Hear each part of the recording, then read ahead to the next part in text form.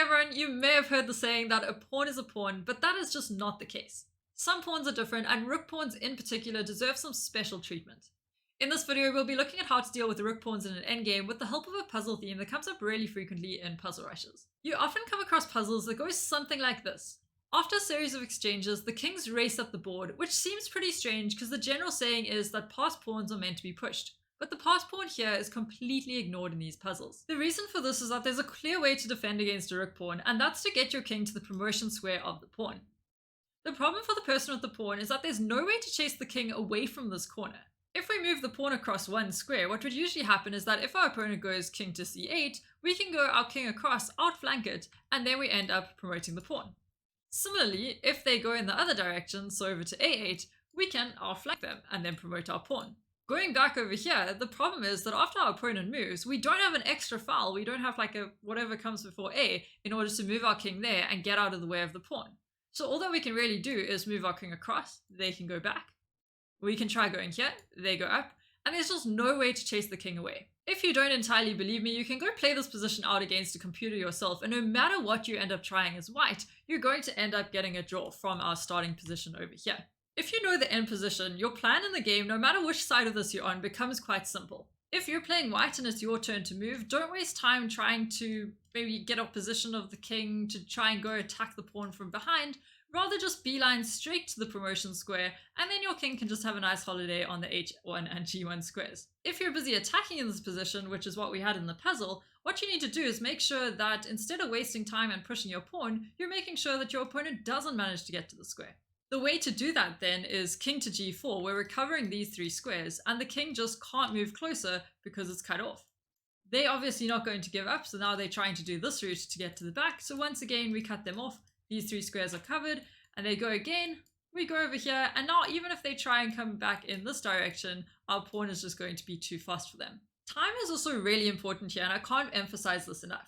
Here, if we think that we have a lot of time because we're so far away from the promotion square, we might think we have enough time to play h5. Unfortunately, now our opponent is able to get to h1 and there's no way for us to stop them from getting there.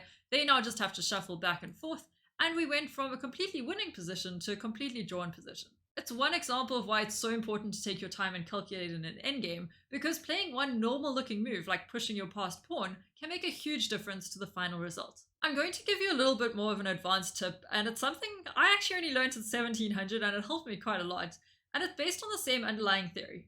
Before we move on to that though, it would be great if you give the video a like to help it spread to more people. Thanks. So in endgames you might have heard of the term a wrong coloured bishop, and what that refers to is a position like this where you have a bishop that's a different colour from the square that your pawn would like to promote on. It's a situation that's drawn even though you have a massive material advantage of a bishop and a pawn, and the reason that it's drawn is the exact same reason that it was drawn if we just had our rook pawn and no bishop at all.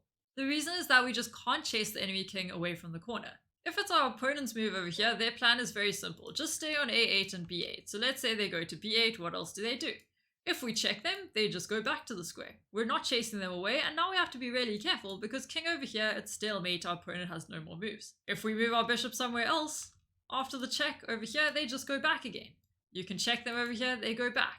If we try bring our king closer, once again, no way to chase the king away from that a8 square. So to defend this, just make sure that your king stays on these squares, possibly even on this square. Let's say that things are further back, the king isn't as involved, and the bishop is covering this diagonal. You can just stay on these two squares, and if your opponent tries to do anything, they're just going to end up stalemating you, or you'll get to 50 moves and the position will be a draw in any case. If you're trying to win this, make sure that either your opponent's king just can't reach the corner before your pawn and your king get there, or make sure that you have a bishop that's the same color as the promotion square. So if this was a light squared bishop, we could just check the king over here, king goes across, and now we can start pushing the pawn because the king can't go back to the promotion square and defend that. Now you might think that these are highly specific situations, but understanding how they work is really important. I remember that right after learning this, I played in the African Zonal Champs in Mozambique, and I got into a situation where I was 2 pawns down in a bishop endgame. Of course, this is completely losing because it is same colored bishops. What I realized though is that my opponent had a bishop that was a different color from the promotion square h1.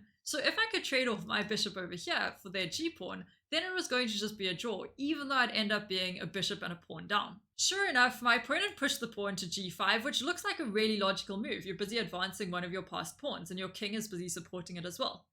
I was then able to go bishop to f6 with the idea that I'm now pinning the pawn to the king, and there's no way that you can avoid losing this pawn.